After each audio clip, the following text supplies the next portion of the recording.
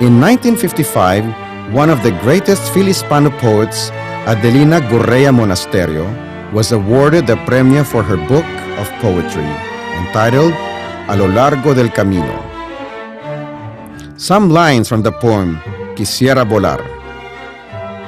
La luz contra el horizonte, bajo el sol de la mañana, desde la cima del monte, lejos del mundo y del mar. Qué fea la tierra llana, prefiero volar. In 1963, the Philippines' foremost nationalist, Leon Maria Guerrero, was the awardee for the collection of essays El Sí y El No. From 1967 through 1973, the Premio Zóbel Awards were suspended. The statutes requiring the contest entries to be in prose or in verse had limited the participation of post-war writers who had not mastered the Spanish language. The descendants of Don Enrique decided to continue with some changes in the contest rules.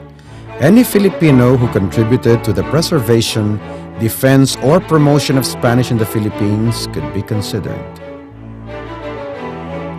In 1974, Bienvenido de la Paz was awarded the prize for his role in preserving Filispano culture through his newspaper, La Voz de Manila. In 1975, the premio went to Guillermo Gomez Rivera, grandson of the first premio awardee, Guillermo Gomez Windham. At 39, Gomez Rivera became the youngest recipient of the award. And so, the prize winners from 1975 onwards are Filipinos distinguished in their own respective fields, yet united in the effort to preserve and promote Fil-Hispano culture. To receive this premio is something unexpected to me, and I would say that this didn't even occur in my dreams. And probably my short articles in the Crónica de Manila, a very short-lived supplement of the Manila Chronicle way back in the 90s, probably helped in pushing this through. I believe that the Premio Zóbel continues to be significant today because the writings of the awardees are something we can keep, and treasure and be proud of. As I said, because they form part of our history and they contain values, culture, and it embodies our Filipinism.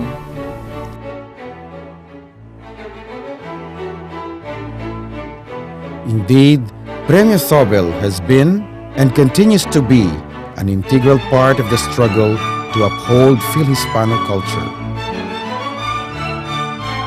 From 1920 to 1985, the pillars of the Zóbel clan closely worked together to celebrate what the patriarch of Fil-Hispanic letters had begun. In 1985, however, some members of the family considered changing the original rules of the premio and gear it towards the propagation of the English language instead. Doña Gloria Zóbel de Padilla, the zealous daughter of Don Enrique and a numerary member of the Academia Filipina de la Lengua Española, was adamant. She said, "No quiero tirar la toalla." With that, Doña Gloria assumed sole responsibility for the Premio Zóbel. With the support of her husband, the militant Hispanist, Don Ricardo Padilla de Satrústegui, and their children, Doña Georgina Padilla y Zóbel de Macrojon and Don Alejandro Padilla y Zóbel. With Doña Gloria's passing in 1986, the stewardship of the Premio Zóbel fell on the able hands of her heirs, Doña Georgina and Don Alejandro, who have since carried the torch with the same zeal and tenacity as their ancestors. Today, Premio Zóbel lives on with the publication of 2 books, one in Spanish and the other in English, thus honoring the legacy of its founder, his heirs, and the awardees. I think that the Premio Zóbel still has a future. I think that Spanish language has a future in this country because now, in this present age, with all the technical facilities, it's much easier to learn a language, and I think young people today are much more interested in our roots than they were before. And there is nothing more important than to be able to read your own heroes and ilustrados works in the original language, because we must remember that even the Declaration of Independence was written in Spanish. As Premio Zóbel approaches a century of existence, the founder's young descendants and many young Filipinos continue to honor their ancestors and our rich and splendid Phil-Hispanic heritage.